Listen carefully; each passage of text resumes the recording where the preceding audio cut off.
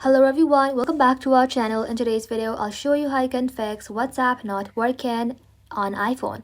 Whether the app won't open, messages aren't sending, or notifications are not coming in, just follow this step and we'll get it working again. So for that, first of all, you have to restart your iPhone. Sometimes the issue is small and quick restart fixes it.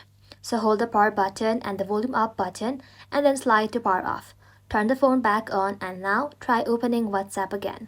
Also, older app versions can cause issues. So open up your app store. In the search bar, search for WhatsApp. Once you search for it, tap onto it, and if it says update instead of open, tap on update and let your application update to its latest version. After that, check your internet connection. Try opening Safari or YouTube to make sure you're online. And if the internet connection is slow, simply turn your airplane mode on, wait for 10 seconds, and then turn it off again. This refreshes your network connection. Also, you have to make sure you have allowed permissions to WhatsApp. Open up settings. Inside your scroll below, tap on apps. Inside the app, search for WhatsApp and then tap onto it.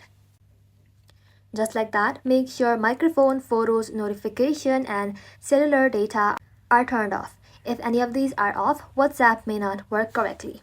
Also enable background app refresh.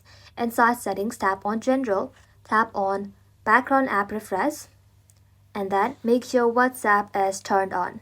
This helps message come in when the app is closed. And that's it. After these steps, WhatsApp should now be working normally again on your iPhone. Thank you all for watching. If this video was helpful, leave a like and sub, and I'll see you in the next one.